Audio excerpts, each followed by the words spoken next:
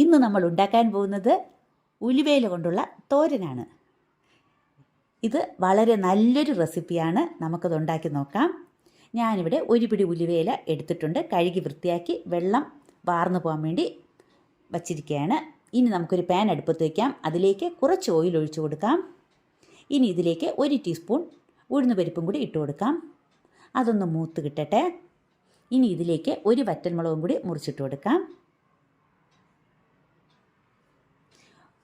ഉലുവയില ഞാൻ ചെറുതായിട്ട് അരിഞ്ഞു വെച്ചിരിക്കുകയാണ്. ഇനി നമുക്ക് ഇതും കൂടി അതിലേക്ക് ചേർത്ത് കൊടുക്കാം.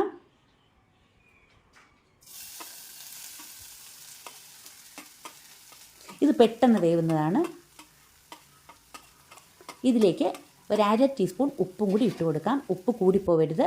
ഇല വാടി വരുമ്പോൾ അതിൽ കുറച്ചേ കാണുകയുള്ളൂ. അതുകൊണ്ട് നമ്മൾ ഉപ്പ് എപ്പോഴും കുറച്ചിട്ട് കൊടുക്കണം. പിന്നീട് നോക്കിയിട്ട് വേണമെങ്കിൽ നമുക്ക് ചേർത്ത് കൊടുക്കാം. ഇനി ഇത് ഒരു 2 മിനിറ്റ് നേരം നമുക്ക് അടച്ച് വെച്ച് ഒന്ന് വേവിച്ചെടുക്കാം. ഉലുവയില പെട്ടെന്ന് വേവും. ഒന്ന് ആവി വരുമ്പോൾ തന്നെ ഇലയൊന്ന് വെന്ത് കിട്ടും. ഇനി ഇതിനുള്ള കൂട്ട് തയ്യാറാക്കണം. അതിനായിട്ട് ഞാൻ 2 ടേബിൾ സ്പൂൺ തേങ്ങ എടുത്തിട്ടുണ്ട്. അതിൽ 2 അല്ലി വെളുത്തുള്ളി, ഒരു 1/2 ടീസ്പൂൺ മുളക് പൊടി, 1/4 ടീസ്പൂൺ ജീരകത്തിൻ്റെ പൊടി. ജീരകത്തിൻ്റെ പൊടിയില്ലെങ്കിൽ ജീരകം ചതച്ചിട്ടാലും മതി. ഒരു 1/4 ടീസ്പൂൺ മഞ്ഞൾപ്പൊടി. ഇത്രയും കൂടി ഞാനൊന്ന് ചതച്ച് വെച്ചിരിക്കുകയാണ്.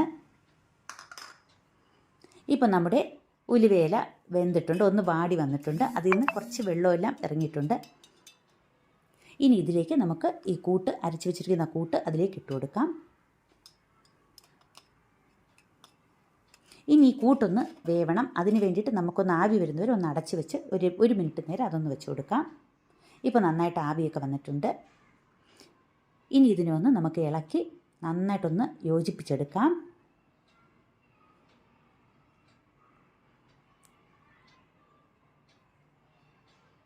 ഇനി ഇത് അടച്ചു വെക്കേണ്ട ആവശ്യമില്ല. നമുക്ക് ഇടയ്ക്കൊന്ന് ഇളക്കി കൊടുത്താൽ മതി. സ്റ്റൗ എപ്പോഴും മീഡിയത്തിലായിരിക്കണം. ഇടയ്ക്കിടയ്ക്കൊന്ന് ഇളക്കി കൊടുക്കാം. ഈ തേങ്ങ ഒന്ന് ചെറുതായിട്ടൊന്ന് ഒന്ന് മൂത്ത് കിട്ടണം. ഒന്ന് വെന്ത് അതിൻ്റെ വെള്ളമൊക്കെ ഒന്ന് വറ്റി കിട്ടണം. ഇനി നമുക്ക് സ്റ്റൗ ഓഫ് ചെയ്യാം. നമ്മുടെ തോരൻ റെഡി ആയിട്ടുണ്ട്. ഉലുവയില തോരൻ. ഇത് ഇഷ്ടമായാൽ എല്ലാവരും ലൈക്ക് ചെയ്യണം, ഷെയർ ചെയ്യണം, സബ്സ്ക്രൈബ് ചെയ്യണം. ഇതെല്ലാവർക്കും ഇഷ്ടപ്പെടും. ചെറിയൊരു കയ്പ്പുരസം ഉണ്ടെങ്കിലും കുഴപ്പമില്ല. നമുക്ക് ചോറിൻ്റെ കൂടെ കഴിക്കാൻ പറ്റിയതാണ്. നല്ല ടേസ്റ്റാണ്. ഇതെല്ലാവരും ഒന്ന് ഉണ്ടാക്കി നോക്കണം. ഇത് ഇഷ്ടപ്പെട്ടാൽ എല്ലാവരും സബ്സ്ക്രൈബ് ചെയ്യണം. Thank you.